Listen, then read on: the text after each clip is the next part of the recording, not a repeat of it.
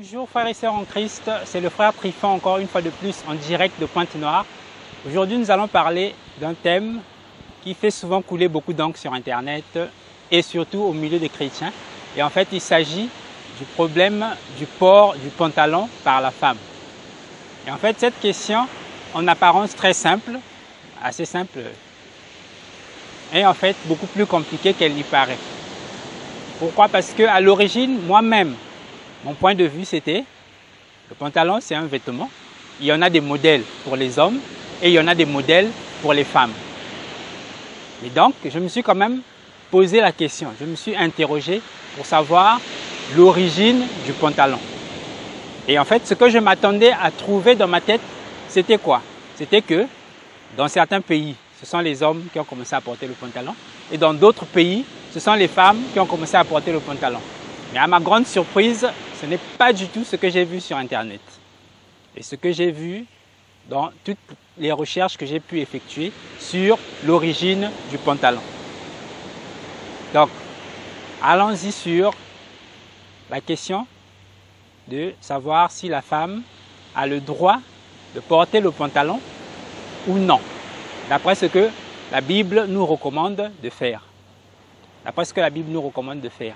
Donc nous allons examiner tout ceci à la lumière de la parole.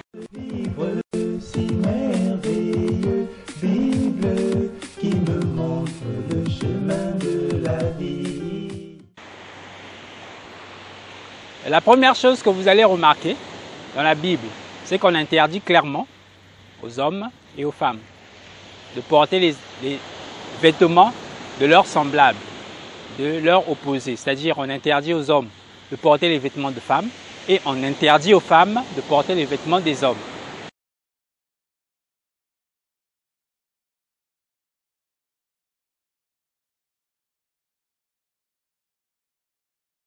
Or, aujourd'hui, qu'est-ce qui se passe? Et vous allez trouver vous-même dans la société qu'il y a une chose qui est un peu plus compliquée, qui est un peu plus bizarre. C'est celle-ci. On accepte facilement que les femmes portent les vêtements d'hommes. Mais le contraire, en tout cas, ça fait couler beaucoup d'encre et tout le monde trouve ça totalement ridicule. C'est-à-dire, une femme peut porter un pantalon d'homme, aujourd'hui ça ne dérange personne. Une femme peut porter une chemise d'homme, aujourd'hui ça ne dérange personne. Une femme peut porter un costume qui lui fait ressembler totalement à un homme, ça ne dérangera pas grand monde. Et ça ne va pas l'empêcher de faire ce qu'elle a à faire. Mais prenez un homme, mettez-lui une jupe, prenez un homme, mettez-lui une robe, vous allez voir tout de suite les réactions c'est-à-dire sans vraiment grave. C'est-à-dire les gens vont réagir gravement, tout le monde sera en train de le regarder sur son passage.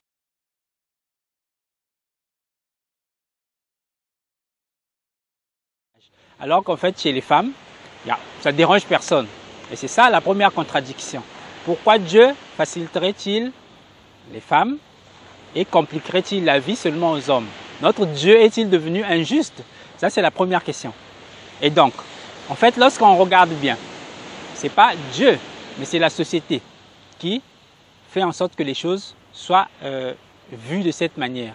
Et deuxième point, si on prend en compte l'autre côté, c'est-à-dire qu'on prend une femme qui s'habille en vêtements d'homme. Elle ne dérangera personne sur son parcours, elle ne dérange personne en chemin, c'est-à-dire que ça ne dérange totalement personne. Et pourquoi ça? Et en fait, si on fouille sur l'origine du pantalon et qu'on recherche d'où vient le pantalon, et je vous assure que j'ai fouillé et j'ai cherché et j'ai parcouru des sites internet, j'ai parcouru tout ce que j'avais à ma disposition comme document, je n'ai pas pu trouver un seul endroit dans le monde où la femme a été la première à porter le pantalon. Donc cela déjà m'a fait tomber dans la conviction que j'avais auparavant. Pourquoi? Parce qu'auparavant, moi je pensais ceci.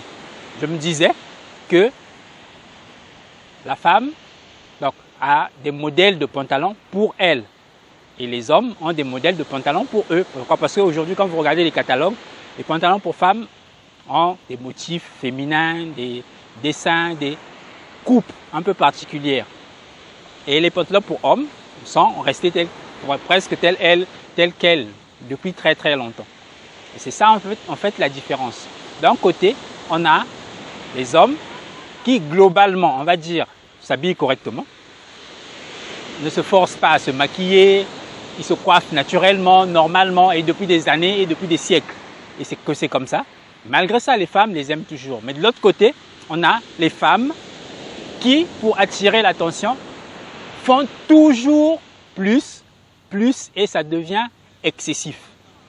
Si dans le temps, il était normal pour une femme de se faire attacher des mèches, pour une femme de mettre du rouge à lèvres, aujourd'hui ça va jusqu'à, il faut enlever les sourcils, il faut changer les cils, il faut ajouter des piercings sur le corps, il faut ajouter 2 boucles d'oreilles là où ça n'allait pas. En fait, c'est là que le problème en fait de base se situe. C'est-à-dire que chez la femme, on lui autorise à faire tout ce qu'elle veut, tandis que chez les hommes, c'est un peu plus strict. Je vous assure que même si vous n'êtes pas chrétien, même si vous êtes chrétien, même si vous n'êtes pas chrétien, que vous vous retrouvez dans une entreprise, dans une société, avec une boucle d'oreille à l'oreille, à part dans le milieu du spectacle, du cinéma et autres, dans les travaux assez sérieux, on ne prendra pas bien qu'un homme puisse avoir une boucle d'oreille, on ne prendra pas bien, c'est-à-dire que c'est comme si on était beaucoup plus strict avec les hommes, mais qu'avec les femmes, on les laissait faire tout ce qu'elles veulent. C'est vrai que des deux côtés, les choses changent. C'est vrai que des deux côtés, les choses changent, mais c'est comme si les femmes avaient bénéficié de beaucoup plus de liberté par rapport aux hommes. Donc ça, c'est un point qu'on doit, nous, en tant que chrétiens, souligner. Nous, en tant que chrétiens, souligner. Pourquoi? Parce que nous, on n'agit pas comme le monde agit. On ne se comporte pas comme le monde se comporte. Mais nous, on se comporte de la manière que Dieu veut. Or, ce qu'on sait, la première chose et la base, c'est que Dieu est juste. Alors, pourquoi Dieu va-t-il favoriser les femmes au détriment des hommes? Aujourd'hui, quand vous regardez un homme qui s'habille correctement, qui se coiffe correctement, il finira toujours par avoir une femme. C'est normal, c'est-à-dire qu'il est attiré par... Les femmes sont attirées par lui. Au contraire, les femmes sont même plus attirées par les hommes normaux que par ceux qui se comportent mal, ceux qui s'habillent mal. Or, aujourd'hui, les femmes croient qu'elles, de leur côté, pour attirer les hommes, il faut qu'elles soient la plus maquillée, il faut qu'elles soient la plus belle en ayant exposé tout son corps.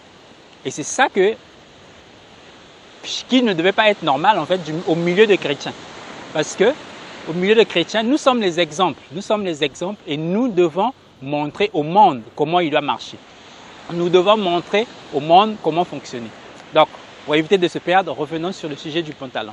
Donc, je disais que j'ai été incapable de trouver un seul pays dans le monde où la femme a été la première à porter le pantalon. En fait, ce qui se passe dans tous les pays du monde, c'est quoi? C'est que les hommes portent le pantalon et les femmes finissent par prendre ce vêtement d'homme.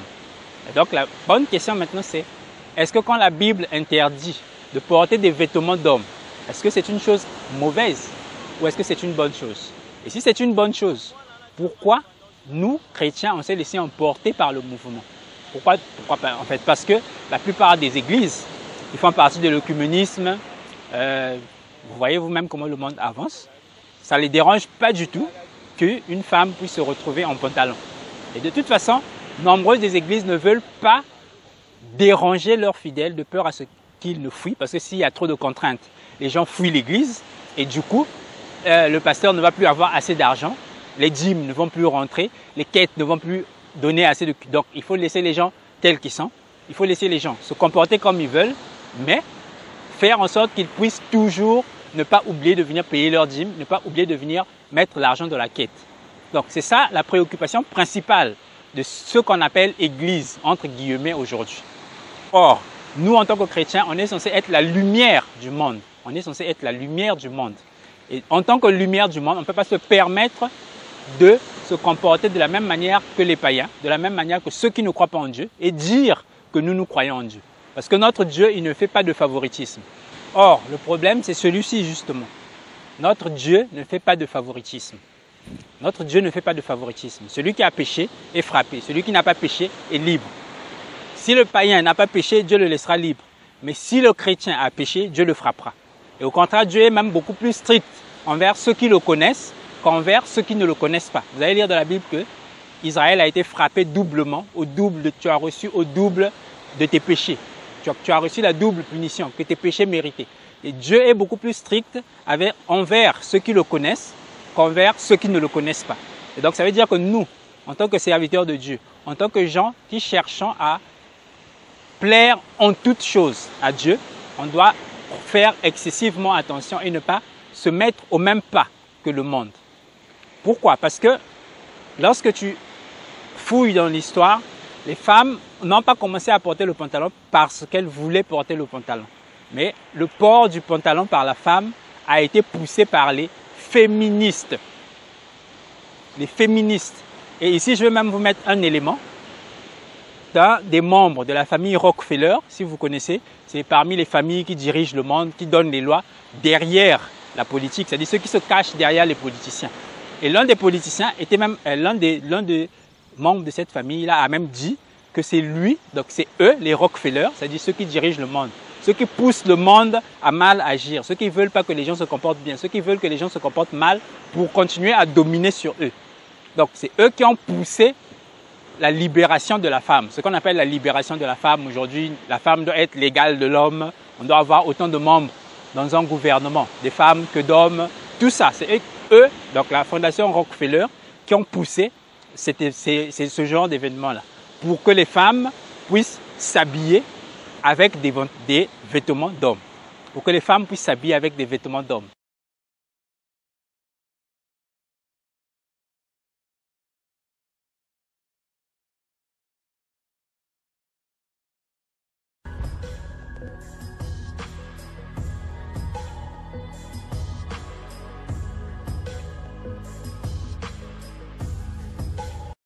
Right? So I had a friend, Nick Rockefeller, okay, who was one of the Rockefeller family. And he, when I was running for governor in Nevada, he came to me, introduced himself to me through an attorney, and we became friends. We started talking about things. And I learned an awful lot from Mr. Rockefeller. He was at the house one night, and he would talk, and he started laughing. He said, "Aaron, what do you think women's liberation was about?" And I said, I had pretty conventional thinking about it at that point. I said, I think it's about women having the right to work, getting equal pay with men, just like they won the right to vote, you know? And he started to laugh. He said, "You're an idiot." And I said, "Why am I an idiot?" He said, let me tell you what that was about. We, the Rockefellers, funded that. We funded Women's Lib, you know? And we're the ones who got all over the newspapers and television, the Rockefeller Foundation. He says, and you want to know why? He says, there were two primary reasons. And they were, one reason was we couldn't tax half the population before Women's Lib. And the second reason was, now we get the kids in school at an early age. We can indoctrinate the kids how to think. It breaks up the family. The kids start looking at the state as the family, as the school, as the officials, as their family, not as the parents teaching them. And so those are the two primary reasons for Women's Lib, which I thought up to that point was a noble thing. You know, when I saw their intentions behind it, where they were coming from when they created it, the thought of it, I saw the evil behind what I thought was a noble venture.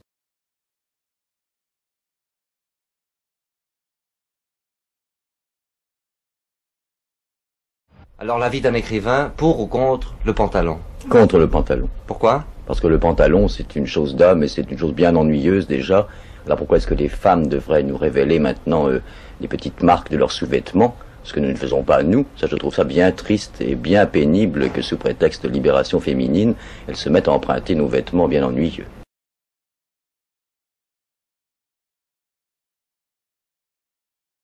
Ça, je trouve ça bien triste et bien pénible que sous prétexte de libération féminine, elles se mettent à emprunter nos vêtements bien ennuyeux. Ça, je trouve ça bien triste et bien pénible que sous prétexte de libération féminine, elles se mettent à emprunter nos vêtements bien ennuyeux.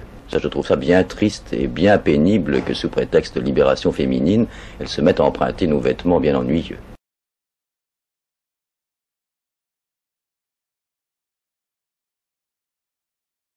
Donc aujourd'hui, on est allé beaucoup plus loin. Aujourd'hui, on va beaucoup plus loin. Aujourd'hui, je ne sais pas dans quelle ville vous vivez, mais en tout cas, c'est carrément le désordre. Les femmes sont quasiment nues dans la rue et c'est ça la réalité. Et ça ne dérange plus personne. Bon, c'est ça le plus grave encore. Et que, voilà, donc ça, les enfants sont depuis leur bas âge habitués avec ces choses et du coup, ça devient comme normal dans leur tête que exposer ses cuisses, c'est tout à fait normal. Une fille qui s'assoit et dont on aperçoit le sous-vêtement, c'est tout à fait normal, ça ne dérange plus personne. Ça, c'est déjà un problème grave. Mais déjà, pour revenir sur le port du pantalon, donc comment, toi chrétien, si ceux qui combattent le monde, ceux qui poussent les gens à mal se comporter, ceux qui poussent les gens à mal agir, ils ont au commencement poussé les femmes à porter les pantalons. Donc c'est eux qui ont commencé avec ce mouvement-là. Donc en quelque sorte, les serviteurs de Satan ont poussé le monde entier, toutes les femmes du monde, à porter le pantalon. Vous voyez un peu la gravité de la chose? Et aujourd'hui, en fait, qu'est-ce qui se passe? Les femmes chrétiennes, entre guillemets, se mettent aussi à... Naturellement, elles ont été habituées avec ça. Depuis leur naissance, elles grandissent avec ça dans la tête, donc ça ne dérange personne. Une femme va se mettre un pantalon qui lui serre totalement le corps, qui dessine totalement son corps, ça ne la dérange pas du tout. Pourquoi? Parce qu'elle est habituée comme ça et autour d'elle, personne ne lui dit que ce qu'elle fait, c'est négatif. Et même pour ceux qui ont la chance d'avoir des gens autour d'eux qui leur disent que c'est négatif, ils ont été tellement baignés à l'intérieur, ils ont été tellement entraînés à l'intérieur qu'ils se disent que toi qui parles, toi qui dis que porter de pantalon c'est négatif pour une femme, c'est toi qui as un problème. C'est toi qui ne comprends pas comment la société marche. C'est toi qui ne connais pas, c'est-à-dire la Bible ne recommande pas aux gens de ne pas porter le pantalon. Et c'est là où c'est grave.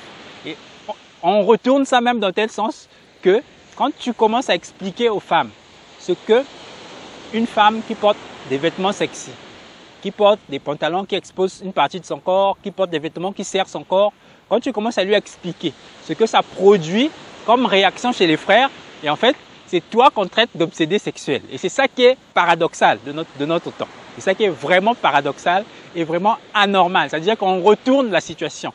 Le bien était mal et le mal devient bien. Le bien devient mal et le mal devient bien. Et c'est ça que tout le monde trouve bien. Porter le pantalon chez une femme. Dans cette vidéo, au moins, il y a une chose que je tenais à vous faire savoir. Si vous portez un pantalon aujourd'hui, si toi, femme chrétienne, tu portes un pantalon aujourd'hui, ce sont des satanistes qui ont poussé ça. Donc, ce sont des satanistes qui ont poussé les femmes à porter des pantalons comme toi, tu le portes aujourd'hui. Et est-ce que tu es sûr que le Seigneur est d'accord avec ce que tu es en train de faire en suivant le conseil des satanistes, en suivant le conseil de ceux qui veulent dominer le monde, en suivant le conseil de ceux qui veulent pousser les gens à mal se comporter? Est-ce que tu es sûr que Dieu sera d'accord avec toi aujourd'hui? Bon, je sais qu'il y a beaucoup de sœurs qui vont dire, bon, il y a des situations, et même des frères qui vont dire qu'il y a des situations qui nécessitent le port du pantalon, que pour la sécurité, pour... Dernièrement, par exemple, je causais avec un frère, appelons-le comme ça, un frère, on causait, et lui, donc, il soutenait que les femmes doivent porter leurs pantalons, parce qu'il y a des modèles pour les femmes, et les hommes aussi doivent porter leurs pantalons à eux, parce qu'il y a des modèles pour les hommes. Et donc, il m'a pris un exemple. Il dit, supposons aujourd'hui qu'une femme est électricienne et qu'elle arrive, elle doit grimper sur le poteau. Comment elle fait? Est-ce qu'elle va porter une robe? Elle va porter une jupe? Comment elle fait pour grimper sur le poteau? Je vous assure, ce jour-là, je n'avais pas de réponse à lui donner. Mais le Seigneur sait faire les choses. Quelques jours plus tard, je passais, j'étais dans un bus, je me déplaçais, un moyen de transport. Il y avait une maman, une femme, une musulmane, qui était dans ce moyen de transport-là. Et donc, au moment où je la laissais descendre, parce que c'était une sorte de taxi donc commun, on était nombreux à l'intérieur. Donc au moment où je la laissais, je suis descendu pour la laisser descendre. Je me suis rendu compte, elle était en jupe, habillée comme une femme. Elle avait une longue jupe et elle avait en haut. Et au moment qu'elle descendait du véhicule, en fait c'est là où j'ai remarqué qu'en dessous de sa jupe, elle avait porté un pantalon. C'est-à-dire, c'est une femme. Bon, elle croit peut-être au Mahomet, en Allah, voilà. Cette femme-là, son travail lui exige de porter un pantalon. Mais elle, étant musulmane, elle n'acceptait pas de porter le pantalon comme ça. Et donc, qu'est-ce qu'elle a fait? Elle a porté un pantalon qu'on lui exige pour sa sécurité, mais au-dessus du pantalon, elle a complété une jupe. C'est-à-dire, quand tu la vois, tu ne peux pas savoir qu'elle est habillée en pantalon, qu'elle a porté un pantalon avec elle. Et là, en fait, c'est là où je voulais en venir. La Bible, le Christ lui-même, nous recommande à être prudents comme des serpents. Il dit, soyez prudents comme des serpents. Combien de chrétiennes ont réfléchi sur ce point-là en se disant que bon, mon travail m'exige le port du pantalon, mais comme je ne peux pas porter le pantalon comme ça, je vais ajouter une robe au-dessus. C'est pour vous dire que nous qui sommes chrétiens, qui sommes censés être le modèle, qui sommes censés être ceux qu'on doit suivre, ceux qu'on doit imiter, aujourd'hui nous ne sommes plus. Nous ne le sommes pas. Et ce sont par contre d'autres qui sont peut-être perdus, qui ne croient, c'est-à-dire qui croient des choses qui ne viennent pas réellement de Dieu, mais ce sont eux qui servent d'exemple. C'est-à-dire que ça m'étonne beaucoup. Et en notre temps, c'est ce qui se passe. Donc, voilà, c'était quelques réflexions que je voulais partager avec vous sur le port du pantalon. Et je tiens à vous rappeler que moi, personnellement, dans le passé, je soutenais qu'il y avait des modèles de pantalons pour les femmes et il y a des modèles de pantalons pour les hommes. Mais aujourd'hui, je ne peux pas recommander à une sœur de porter un pantalon. Et je me suis même arrangé pour faire en sorte que ceux à qui j'avais poussé à porter le pantalon, il y a encore quelques-unes à qui je dois faire signe, ceux que moi, j'avais poussé à porter le pantalon, ou que j'avais expliqué, à qui j'avais expliqué que le port du pantalon n'était pas mauvais. Et je me suis arrangé pour repartir vers elles et leur dire que je ne suis plus du tout d'accord qu'elles portent le pantalon au vu de ce que j'ai de l'origine du pantalon, d'où ça vient que la femme commence à porter le pantalon. Et pourquoi? Parce que le pantalon a été le point de départ de beaucoup de problèmes. Si vous regardez aujourd'hui, il y a même des femmes qui osent se balader en collant ou en vêtements, ce qu'on appelle cyclistes, dans la rue. Elle court comme ça et se dit qu'elle est normale et qu'elle est bien habillée. Voilà, ça a commencé avec le pantalon. Et c'est avec ça que ça a commencé. Et ça a commencé avec la banalisation du corps de la femme. C'est un combat qu'on a fait contre la femme pour la déshabiller totalement. Et malheureusement, le diable agit. Quand la Bible dit que Satan séduit toute la terre, effectivement, sa séduction, elle est vraiment, vraiment, vraiment efficace. Et c'est à nous de tourner notre langue cette fois dans notre bouche. C'est à nous de réfléchir sérieusement sur ce que la Bible dit. Et encore un autre point, c'est que beaucoup de chrétiennes s'habillent avec des vêtements qui serrent totalement le corps en se disant que c'est tout à fait normal, alors qu'en fait, ça ne l'est pas.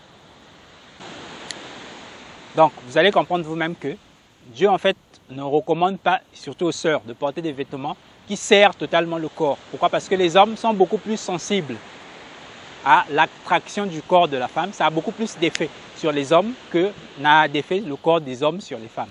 Donc, c'est ainsi que ça marche. Donc, que Dieu vous bénisse, que Dieu vous garde et que Dieu lui-même vous aide à prendre une bonne décision. Mais retenez que le port du pantalon a été poussé par des satanistes, par des gens qui ne veulent pas que les gens se comportent bien. Et c'est ce que je voulais partager avec vous dans cette vidéo. Que Dieu vous bénisse, que Dieu vous garde, que Dieu vous protège. À la prochaine. Jésus est le nom au-dessus de tous les noms. Jésus est le roi au-dessus de tous les rois. Tout est humble, Jésus-Christ, que ton nom soit glorifié. Jésus est le nom au-dessus